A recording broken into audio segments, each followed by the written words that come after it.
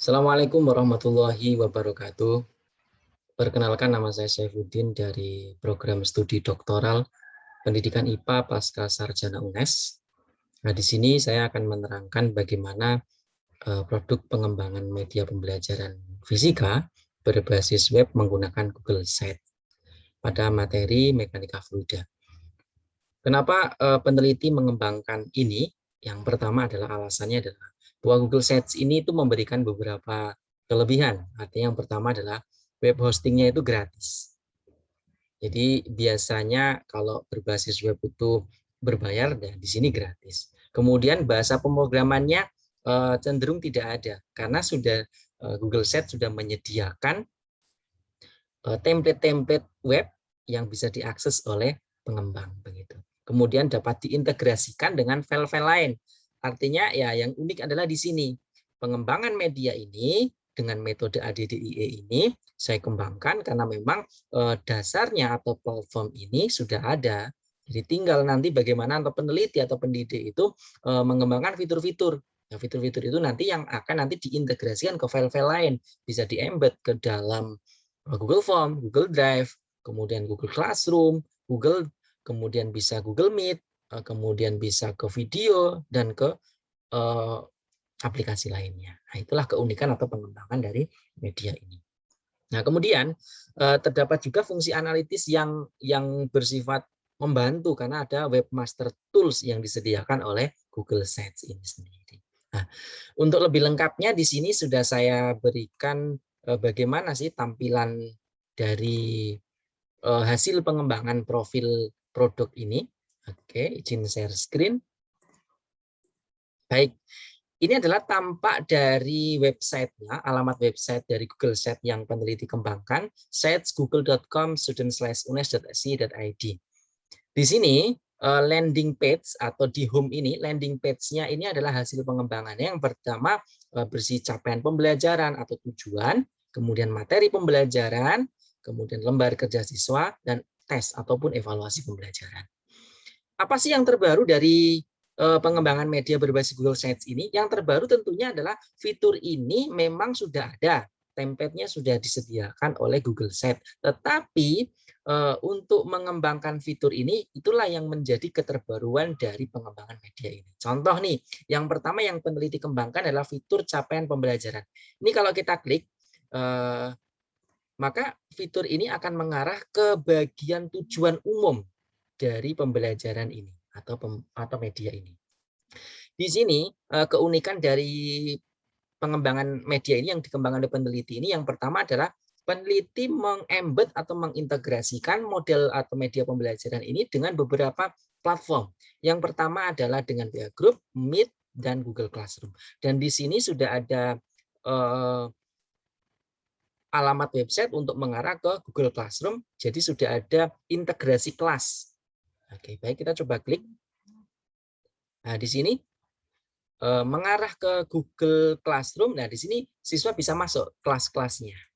Nah, apa yang harus dipelajari, pertemuan apa, dan seperti itu. Baik, kita lanjut ke bagian capaian pembelajaran. Nah, di capaian pembelajaran ini peneliti embed ke dalam Google Drive. Artinya ini bisa di-download oleh siswa. Nah, kemudian hal yang unik lagi adalah jika memang ini dirasa ada perlu penambahan capaian, maka peneliti ataupun pendidik bisa menambahkan dan bisa diedit. Itulah enaknya kita menggunakan Google Sites sebagai media pembelajaran.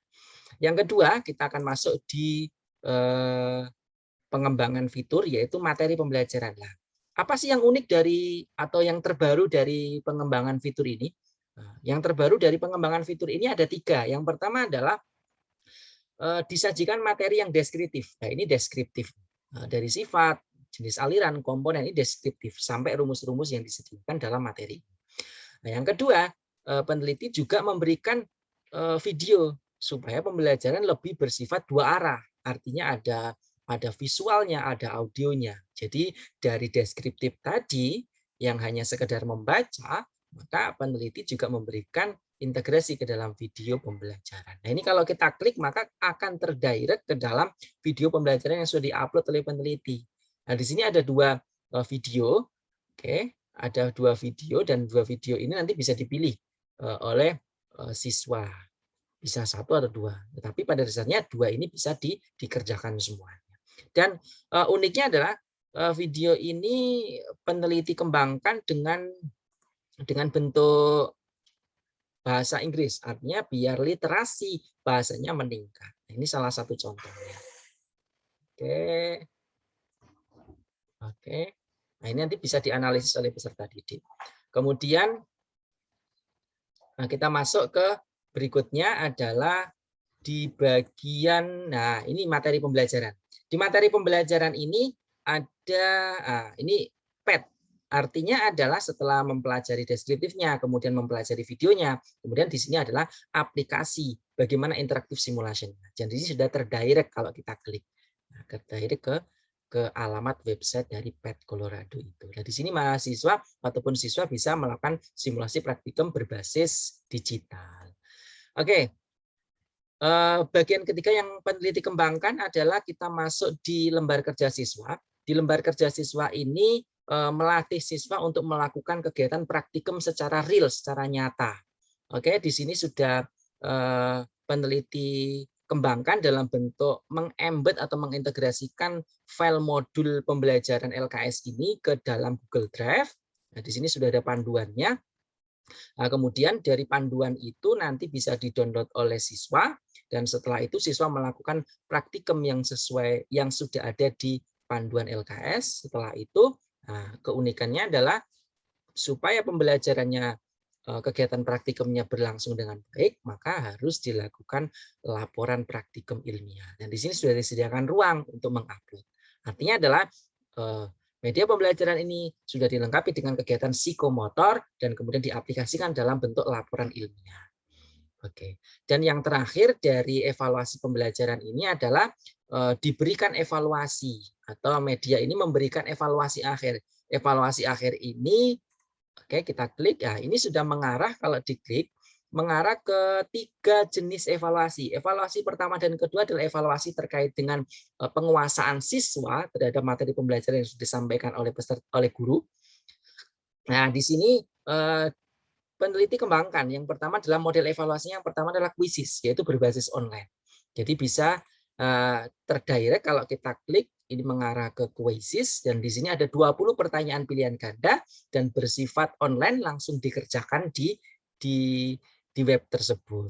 Nah, ini nanti akan dipimpin oleh guru untuk memulai kuis sehingga nanti terdapat perlombaan. Nanti ranking 1, 2, dan 3 yang akan menduduki peringkat. Dan ini akan lebih interaktif jika siswa mengikuti kuis ini.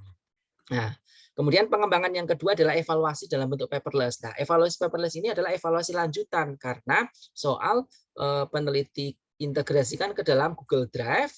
Ya, soal ini adalah berbentuk uraian atau IC yang membutuhkan kejelian dan ketelitian tingkat tinggi terkait dengan materi mekanika fluida ini. Nah, kemudian jawabannya tentunya sudah disediakan ruang nih di dalam Google Form.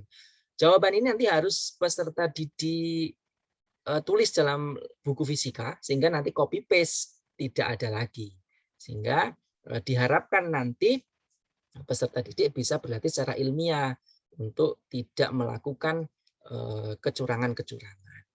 Kemudian yang ketiga adalah yang peneliti kembangkan adalah terkait dengan respon siswa. Setelah pendidik memberikan evaluasi berupa quizzes, berupa paperless, maka yang ketiga adalah pendidik ingin melihat sejauh mana keefektifan dari model, media, metode yang dikembangkan tadi. Nah, di sini diberikan 10 pertanyaan. Nah, 10 pertanyaan ini nanti akan diberikan ke siswa untuk memberikan respon. Siswa senang atau tidak? Nah, nantinya jawaban itu nanti akan terakumulasi. Jadi ini sudah di-embed ke dalam Google Form. Nanti jawabannya bisa dijadikan sebagai acuan oleh guru dalam menganalisis seberapa jauh materi pembelajaran harus dikerjakan. Seperti itu yang bisa saya sampaikan. Mudah-mudahan bermanfaat. Terima kasih. Assalamualaikum warahmatullahi wabarakatuh.